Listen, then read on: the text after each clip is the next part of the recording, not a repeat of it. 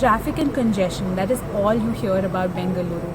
And why not, since transportation accounts for most of its air pollutant emissions, with vehicle exhaust and resuspension of road dust together forming 56% and 70% of the total PM 2.5 and PM 10 emissions of the city respectively. The first city in India to become a Breathe Life city, Bengaluru is now transitioning into cleaner soot-free buses, while in parallel phasing in electric buses with the aspiration of an all-electric fleet by 2030.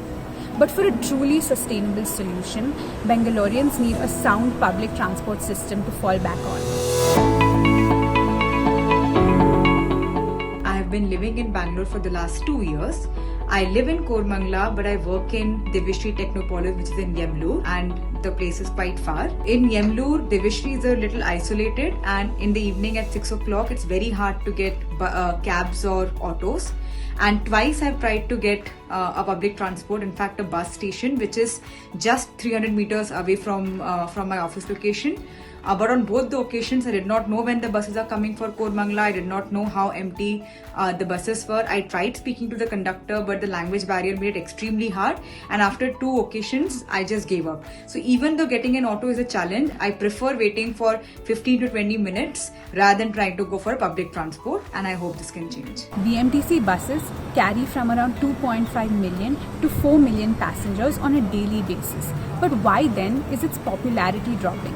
Bangaloreans have been waiting for a much needed expansion of its 6,500 strong bus fleet, which forms the backbone of its public transport system. Can the Silicon Valley have a more comprehensive and accessible transport system which lets the public use the transit service as and when they want to? Another thing I think that London had, which India does not, is punctuality of services. All buses and trains were right on time and there was visibility on where to go and how. Over my past year in Bangalore, I use cabs to go everywhere, I think. And I don't know really how to use public transportation because there is no visibility of that information.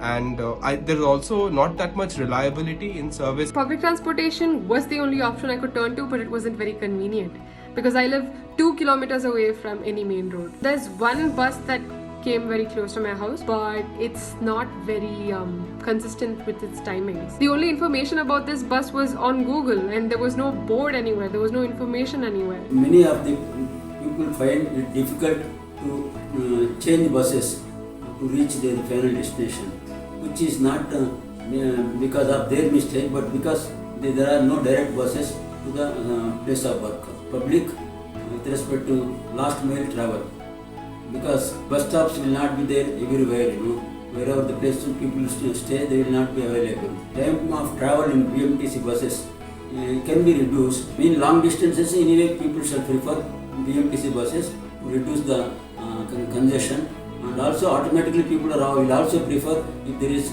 less number of people traveling in the bus. One of the things that I find transport facilities is that at the same time we see 2-3 buses with the same number coming one after the other, and then there is a big gap, usually about 20-30 minutes, there is no bus. Sometimes it's even more than that. So if that can be regulated so that the interval between buses is somewhat regularized, it will be of help. Some of my friends who've travelled from different parts of India find it difficult to communicate with the bus drivers and conductors, and hence they hesitate in using the public transport. So I think if more information is provided regarding the buses in each bus stop, then it would facilitate and encourage a lot of people to use the public transport more often in Bangalore. While switching to electric and soot-free buses won't necessarily solve the air quality problems in India, the mega city of 8.4 million people commits to reducing air pollution with the start of an electric revolution. What would it take for the city to indulge in first mile and last mile connectivity? And would that then translate into collective action to cut traffic related air pollution? Could an electric revolution solve vehicular pollution?